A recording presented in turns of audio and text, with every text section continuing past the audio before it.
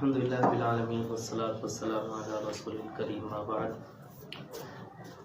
اقرا ہماری چل رہی ہے اور اس کے اندر پہلا سبق ہم نے مکمل بھی کر لیا، دوسرا سبق ہمارا چل رہا ہے، لیکن کچھ ساتھی آگے پیچھے ہو رہے ہیں تو اس کی وجہ سے دوبارہ سے بھی اس کو ہم نے پڑھا ہے۔ دیکھیں، روزانہ اگر ہم مدد سے آئیں گے یہاں پڑھنے کے لیے تو ہم جلدی ان اسباق کو پڑھ لیں گے، اور اگر ہم چھٹی کریں گے بیچ میں نہیں آئیں گے تو پھر آپ کے لیے بھی مسئلہ ہے اور سبق کو جاری رکھنا بھی ایک یہ بڑا مشکل کام ہو جائے گا۔ تو کوشش کریں کہ جو ہے نا روزانہ مدد سے آئیں، باقی اور جو 2 لڑکے اور تھے وہ کھائیں، ان کے بارے میں معلوم کیا کریں، جو نہیں آتے نا معلوم کیا کریں کہ کیوں نہیں آ رہے۔ کیا تھا، کیا کہہ رہے تھے؟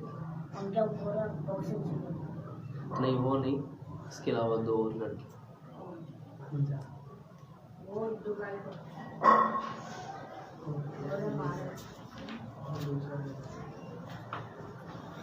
اچھا جی، اس کا معنی بتائیں۔ ھذا انف، ھذا شعر،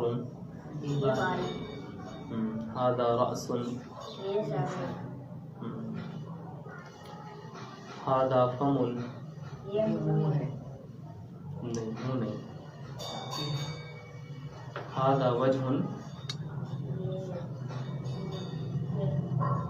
چہرہ ہے، وجہ کا مطلب کیا ہے؟ چہرہ۔ ھذا فم، یہ منہ ہے۔ ھذا بطن، جی ہاں۔ ما ھذا، یہ کیا ہے؟ ما ھذا، یہ کیا ہے؟ ھذا کرسی،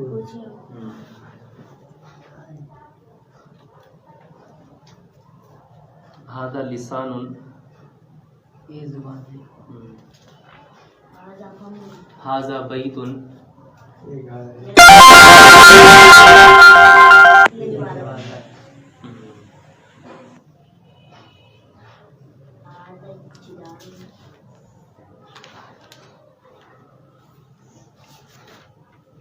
لکھنے کا کام دیا تھا وہ کر کے آئیں کچھ؟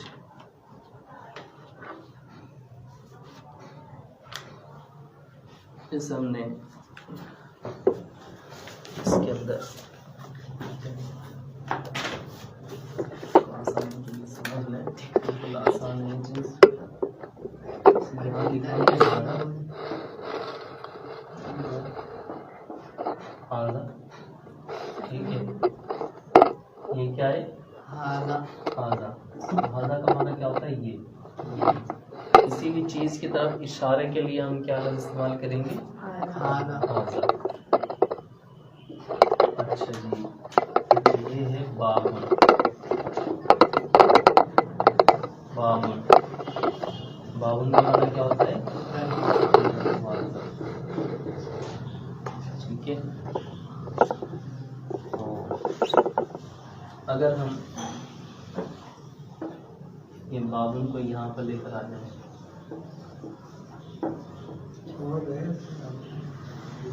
ٹھیک ہے، سمجھ رہے ہیں؟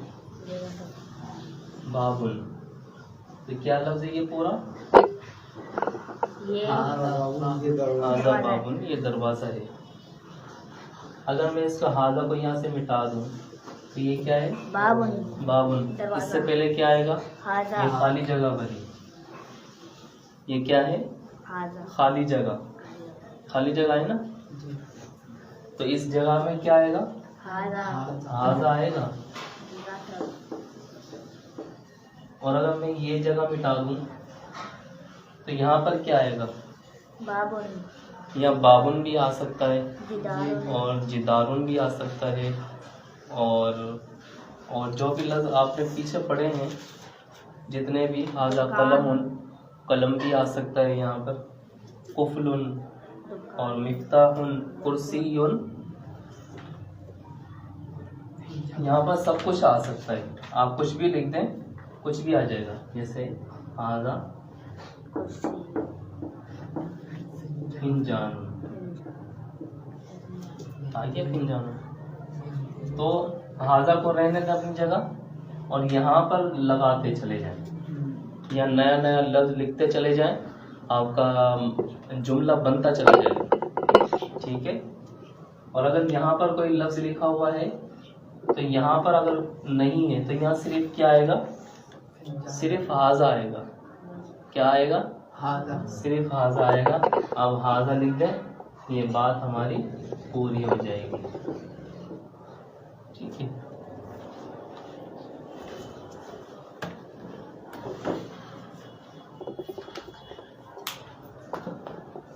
الدرس الثالث, کیا معنی بنے گا اس کا؟ الدرس الثالث کا تیسرا سبق.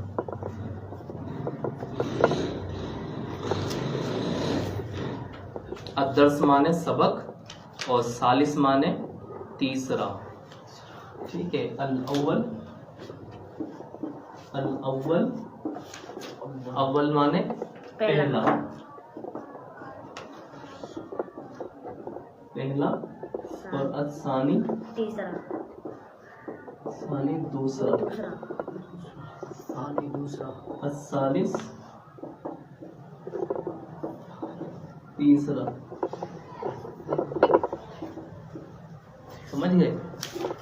الاول پہلا, الثانی دوسرا اور الثالث مانے تیسرا. اور الدرس مانے پہلا, الدرس, پہلا, الدرس مانے سبق, درس مانے سبق. سبق. اچھا, جو ہم اپنے ہاتھ میں گھڑی پہنتے ہیں, گھڑی, اسے کیا کہا جاتا ہے؟ ساعتن. ساعتن.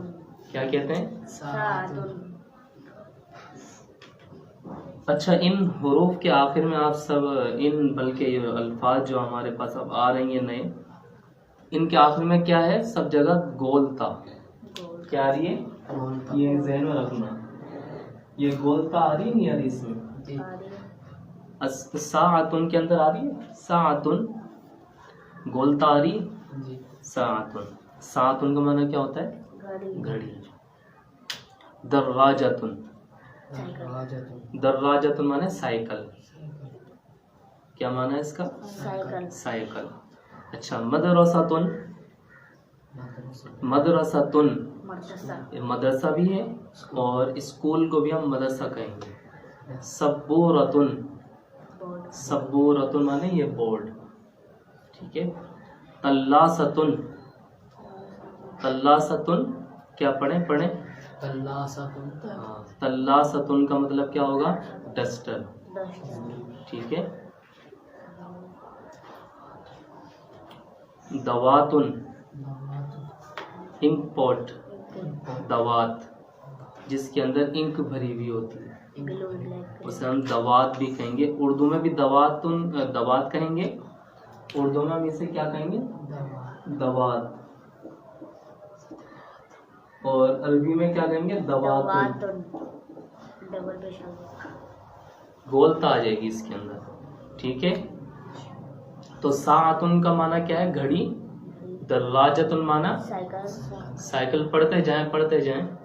دراجتن معنی سائیکل. مدرستن معنی اسکول. سبورتن معنی بورڈ. تلاستن معنی ڈسٹر. دواتن معنی انک پوٹ, یا پھر دوات بھی بول سکتے ہیں. دواتن معنی دوات. اردو کے اندر بھی اسے ہم کیا کہیں گے؟ دوات ہی کہیں گے. بس آج کا سبق اتنا ہے. اب یہ کل اچھی طرح سے یاد ہونا چاہیے سب کو.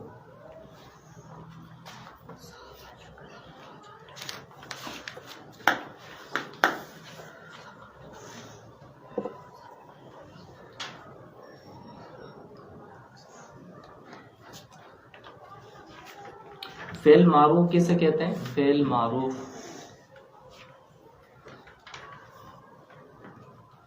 ہاں بتائیں آپ, کوئی بتائے گا فعل معروف کیا ہوتا ہے؟ بند رہنے دیں فی الحال, بند رہنے دیں. کام کرنے والے فعل پہچانا ایسا کام جس کے کرنے والے کا پتہ ہو. اتنا سے لفظ ہیں یہ بھی آپ سے یاد نہیں ہو رہے. اچھا فعل معروف وہ فعل ہے جس کا کرنے والا معلوم ہو. ٹھیک ہے. ضرب زید جیسے زید نے مارا. امر کو مارا. اور فعل مجہول کون سا ہوگا؟ جس کا کرنے والا پتہ نہ ہو. کرنے والا کا نام. پتہ نہ ہو. پتہ نہ ہو. جیسے ضرب زید ضرب عمر امر مارا گیا. پتہ نہیں ہے کہ مارنے والا کون ہے. فعل لازم کون سا فعل ہوتا ہے؟ جس کا معنی پتہ لگے. نہیں. پھر فعل لازم. فعل لازم وہ فعل ہے جو فقط فاعل پر پورا ہو جائے. کس پر پورا ہو جائے؟ فاعل پر پورا ہو جائے. جیسے جلس زید زید بیٹھا، ذهب عمر اور عمر گیا. فعل متعدی. فعل متعدی وہ فعل ہوتا ہے جو فاعل اور مفعول دونوں پر پورا ہو. فاعل کسے کہتے ہیں؟ کام کرنے والے. ہاں. اور مفعول کسے کہتے ہیں؟ جس پر کام ہوا ہو. جس پر کام ہوا ہو. ٹھیک ہے. فعل متعدی وہ فعل ہے جو فاعل و مفعول دونوں پر پورا ہو. جیسے ضرب زید عمرا زید نے عمر کو مارا. ٹھیک ہے. اچھا اب نئی اصطلاح آ رہی ہے. ہمارا ایک نیا سبق جو شروع ہو رہا ہے. ایک بندہ غائب ہو جائے، اس کا عطا پتہ نہ ہو، تو ہم اس کے بارے میں کیا کہیں گے؟ یار وہ غائب ہو گیا. گم جو ہو جائے اسے کیا کہیں گے ہم؟ غائب. ابھی 2 لڑکے ہماری کلاس میں نہیں ہیں نا، ہم ان کو کیا کہیں گے؟ غائب ہو گئے. اب اگر ہم اس کے بارے میں بات کریں گے تو ہم کیسے بات کریں گے؟ وہ کیسے کریں گے؟ وہ دونوں آئے نہیں. آپ کہیں گے وہ اس لیے نہیں آئے. کیا کہیں گے آپ؟ کہ وہ اس لیے نہیں آئے کہ ان کو کام تھا یا کچھ بھی تھا، وہ اس لیے نہیں آئے. اب یہ جو غائب بندہ ہے اس کو عربی میں بھی ہم کیا کہیں گے؟ غائب. یہ وہ بندہ ہے جو بات کرتے وقت موجود نہ ہو. ابھی ہماری بات چل رہی ہے جس بندے کے بارے میں، وہ کے بارے میں چل رہی ہے نا. وہ یہاں پر موجود ہیں نہیں ہے نا، تو وہ غائب ہے. اب یہ وہ بندہ ہوتا ہے جو بات کرتے وقت موجود نہیں ہے ہمارے پاس، جس سے بات نہ کی جائے. یا دوسرا اس کا مفہوم کیا بنے گا کہ یہ غائب وہ بندہ ہوتا ہے جس سے بات نہ کی جا سکے. ابھی ہم ان سے بات کر سکتے ہیں؟ وہ غائب جو وہ تو غائب ہے نا. اچھا حاضر کون ہے؟ آپ حاضر ہو. حاضر وہ ہے جس سے بات کی جائے. میں آپ سے بات کر رہا ہوں، اب جو بندے غائب ہیں ان سے میں کر سکتا ہوں بات؟ نہیں کر سکتا ان سے. وہ غائب ہیں، ان کو کیا بولیں گے ہم؟ غائب. اور آپ حاضر ہو، میں آپ کے بارے میں کیا کہوں گا؟ جو حاضر ہیں میرے سامنے، حاضر کہوں گا نا. اچھا ایک تیسرا بندہ وہ ہوتا ہے جو متکلم ہوتا ہے. کون ہوتا ہے؟ متکلم وہ بندہ ہوتا ہے جو بات کرنے والا. میں کون ہوں؟ متکلم. میں آپ سے بات کر رہا ہوں، آپ حاضر ہو، اور جس کے بارے میں بات کی جا رہی ہے وہ کون ہے؟ وہ غائب ہے. ایک بندہ وہ ہوتا ہے جو غائب ہو، ہماری مجلس میں نہیں ہوتا. ہم کہیں پہ بھی ہوں، آپس میں 2 دوست ملیں یا آپس میں رشتہ دار ملیں، تو ہم تیسرے بندے کی جب بات کرتے ہیں تو وہ ہماری مجلس میں حاضر نہیں ہوتا. ٹھیک ہے. جس بندے کے بارے میں بات کی جائے اور وہ ہمارے پاس موجود نہ ہو، ہم اسے کیا کہیں گے؟ غائب. اور حاضر کون ہوتا ہے؟ جیسے آپ میرے سامنے حاضر ہیں، میں آپ سے بات کر رہا ہوں نا. آپ کون ہوں گے پھر؟ حاضر. اور میں کون ہوں؟ متکلم. میں کلام کر رہا ہوں نا، آپ سے بات کر رہا ہوں. میں کون ہوں؟ متکلم. آپ کون ہو؟ حاضر. اور غائب کون ہوتا ہے؟ جو نہیں ہوتا، جو غائب ہوتا ہے. اچھا ہم اردو کے اندر ایک کا عدد بھی معنی استعمال کرتے ہیں. ایک کے لیے کیا بولتے ہیں؟ ایک بندہ. اور ہم کہتے ہیں کہ 2 بندے، 3 بندے، 4 بندے. پھر ہم کہتے ہیں کہ بہت سارے لوگ. ٹھیک ہے.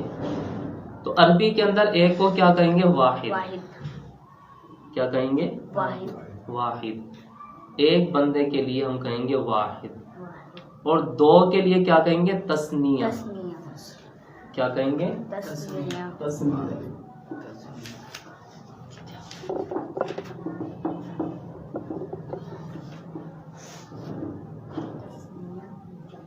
تسنیہ. یہ لفظ سمجھ میں آ گیا؟ واحد کس کے لیے کہیں گے؟ ایک کے لیے. واحد ایک ہوتا ہے اور تسنیہ کون ہوتے ہیں؟ دو ہوتے ہیں. سمجھ رہے ہیں بات؟ اور اچھا دو سے زیادہ اگر لوگ ہوں، میں واحد ہوں، یہ دو بندے دو ہیں، اور اگر دو سے زیادہ ہو جائیں تو پھر کیا ہوگا؟ جمع ہو جائیں گے. ٹھیک ہے. واحد ایک کو بولیں گے اور دو کے لیے کون سا لفظ استعمال کریں گے ہم؟ تسنیہ. تسنیہ. تسنیہ. تسنیہ. تسنیہ دو کے لیے، اور اگر دو سے زیادہ بندے ہو جائیں تو پھر وہ کون ہو جائیں گے؟ جمع ہو جائیں گے. بھائی یہ بہت سارے لوگ، تین بہت سارے لوگ ہوتے ہیں، چار بھی بہت سارے ہوتے ہیں، لیکن ایک ایک ہوتا ہے، دو دو ہوتے ہیں. اور عربی کے اندر جب تیسرا بندہ ان کے ساتھ مل جائے گا، یہ ایک بندہ ہے، یہ دو ہیں، اس کو واحد بولیں گے. اسے کیا کہیں گے؟ تسنیہ. تسنیہ کہیں گے. اور اگر ان کے ساتھ تیسرا بندہ بھی آ جائے تو جمع. یہ جمع ہو جائیں گے. جمع کسے کہیں گے؟ دو سے زائد کو کہتے ہیں. آپ کو کیسے یاد کرنا ہے؟ کل میں آپ سے پوچھوں گا، میں بولوں گا کہ بھائی واحد کسے کہتے ہیں، آپ کیا کہو گے؟ ایک کو. میں کہوں گا کہ تسنیہ کسے کہتے ہیں؟ ایک سے زیادہ دو. نہیں، دو کو. دو کو تسنیہ کہیں گے. اور میں اگر آپ سے پوچھوں کہ جمع کون ہوتے ہیں، بہت سارے. آپ کیا کہو گے؟ دو سے زیادہ. دو بندوں کو تسنیہ کہیں گے، اور اگر دو سے زیادہ بندے آ جائیں تو ہم انہیں جمع میں شمار کریں گے، وہ جمع ہو جائیں گے.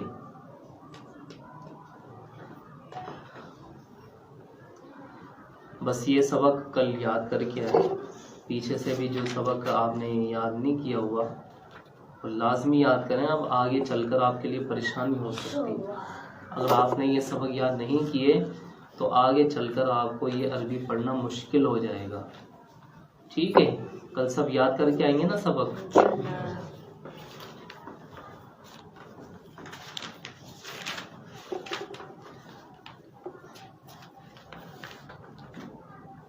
ہم نے یہ پڑھا کہ شرک کے کام کون کون سے ہوتے ہیں.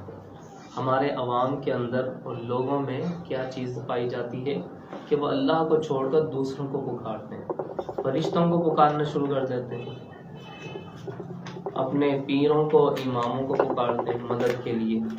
تو یہ ساری کی ساری چیزیں کیا ہیں؟ شرک. یہ بہت بڑا گناہ ہے. وَمَا يُؤْمِنُ أَكْثَرُهُمْ بِاللَّهِ إِلَّا وَهُمْ مُشْرِكُونَ. سورہ یوسف کے اندر اللہ رب العالمین نے فرمایا اکثر لوگ اللہ پر ایمان لا کر بھی شرک کرتے ہیں، حالانکہ وہ مسلمان ہیں. ان کا دعویٰ کیا ہے کہ ہم مسلمان ہیں، لیکن اس کے باوجود بھی وہ اللہ کے ساتھ شرک کر رہے ہیں. کتنا بڑا گناہ ہے. دعویٰ ایمان کا اور کام شرک کے. یعنی اکثر دعوے داران ایمان شرک کی دلدل میں پھنسے ہوئے ہیں. ان کا دعویٰ ایمان کا ہے کہ ہم اللہ کے اوپر ایمان لے کر آئے، لیکن انہیں پتہ ہی نہیں ہے کہ ایمان کے اندر کون کون سی چیزیں شامل ہیں. اور اللہ کو پکارنا یہ شرک ہے، ایمان کے منافی چیز ہے. اللہ تعالیٰ ناراض ہوتے ہیں شرک سے اور اس بندے سے بیدار ہیں. لیکن ہمارے معاشرے کے اندر بہت سارے لوگ شرک کی دلدل میں پھنسے ہوئے ہیں. دلدل کیا ہوتی ہے؟ ایک ایسی بھربھری مٹی ہوتی ہے، اگر اس کے اندر انسان کا قدم پڑ جائے تو اس دلدل کے اندر بندہ نیچے ہی دھنستا چلا جاتا ہے. نکل سکتا ہے دلدل سے. جب وہ اس کا چہرہ بھی دلدل میں چلا جائے گا، اب وہ بالکل زمین کے سپرد ہو جائے گا، اب اس کا سانس آنا بند ہو جائے گا، وہ مر جائے گا. تو آہستہ آہستہ یہ لوگ جو شرک کی دلدل میں پھنسے ہوئے ہیں، آہستہ آہستہ یہ اپنی موت کی طرف جا رہے ہیں، جہنم کی طرف جا رہے ہیں، گناہ کر کر کے. شرک کی وجہ سے یہ دلدل میں پھنسے ہوئے ہیں، اور ان کا انجام کیا نکلے گا کہ بالآخر یہ جہنم میں ڈال دیے جائیں گے۔ تو یہ بہت بڑا گناہ ہے۔ اگر کوئی ان سے کہے کہ تم دعوت و ایمان کا کرتے ہو، تم نے کہا کہ ہم ایمان لے کر آئے، مگر شرک میں گرفتار رہتے ہو، شرک کیوں کر رہے ہو، کیوں شرک و ایمان کی متضاد راہوں کو ملا رہے ہو، تو وہ یہ جواب دیتے ہیں کہ ہم شرک نہیں کر رہے۔ اچھا، شرک کر بھی رہے، قبروں کے سامنے جھک بھی رہے، ان سے مانگ بھی رہے، اور پیر فقیروں کو پکار بھی رہے، سب کچھ کر رہے ہیں، لیکن کیا کہتے ہیں؟ ہم نہیں کر رہے شرک۔ کیسے کہتے ہیں کہ نہیں کر رہے؟ ہم شرک کہاں کر رہے ہیں؟ یہ شرک ہے۔ بلکہ انبیاء اور اولیاء سے محبت رکھتے ہیں۔ کیا کہتے ہیں؟ کہ ہم اپنے اولیاء سے اور انبیاء سے یہ محبت ہے۔ ہم جو نبی کو پکار رہے ہیں، مدد کے لیے پکار رہے ہیں کہ نبی ہماری مدد کر دیں، اور ہم اپنے اولیاء سے اتنی محبت کر رہے ہیں کہ ان کے سامنے سجدہ بھی کر رہے ہیں۔ کیا کر رہے ہیں؟ سجدہ کر رہے ہیں۔ تو وہ کیا کہتے ہیں؟ اس کا جواب کیا دیتے ہیں؟ کہ ہم یہ محبت ہے ہماری۔ لیکن اللہ تعالیٰ نے محبت کے اندر بھی شرک کو حرام قرار دیا۔ محبت میں بھی بندہ شرک نہیں کر سکتا۔ اور کیا کہتے ہیں؟ کہ ہم ان کے عقیدت مند ہیں، ہمیں ان سے عقیدت ہے، محبت ہے۔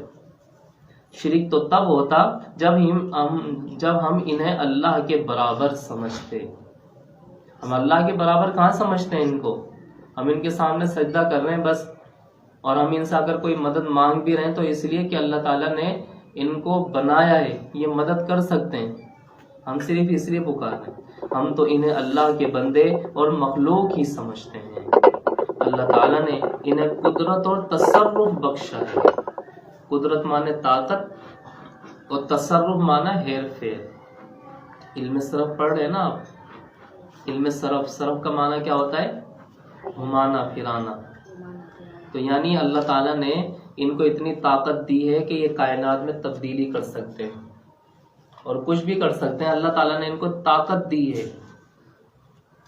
یہ اللہ ہی کی مرضی سے دنیا میں تصرف کرتے ہیں، یعنی دنیا کے اندر کچھ کام کرنے ہوں تو دنیا کے اندر کر دیتے ہیں۔ کسی کی مدد کرنی ہو تو اللہ نے ان کو اختیار دیا، یہ مدد کر سکتے ہیں۔ ان کو پکارنا اللہ ہی کو پکارنا ہے۔ اگر ہم کسی نبی کو پکار رہے ہیں، کسی ولی کو پکار رہے ہیں، تو گویا ہم اللہ کو پکار رہے ہیں۔ یہ جواب ہے ان کا۔ اور ان سے مدد مانگنا اللہ ہی سے مدد مانگنا ہے۔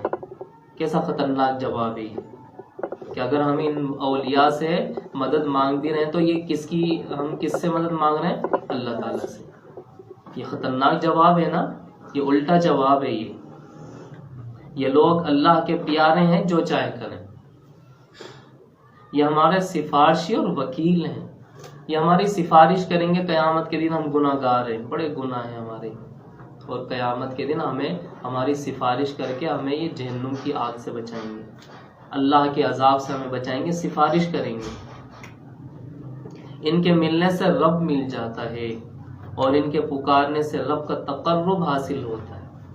ہم اللہ کے قریب ہو جاتے ہیں۔ تقرب مانا قریب ہونا، اللہ کے قریب ہو جاتے ہیں۔ جتنا ہم انہیں مانیں گے، اسی نسبت سے ہم اللہ کے نزدیک ہوتے جائیں گے۔ جتنا ہم ان کو مانیں کے ساتھ عقیدت رکھیں گے، ان سے محبت کریں گے، ہم اللہ کے قریب ہوں گے۔ اور اس قسم کی فضول باتیں کی جاتی ہیں۔ اب یہ ساری باتیں کیا ہیں؟ فضول ہیں۔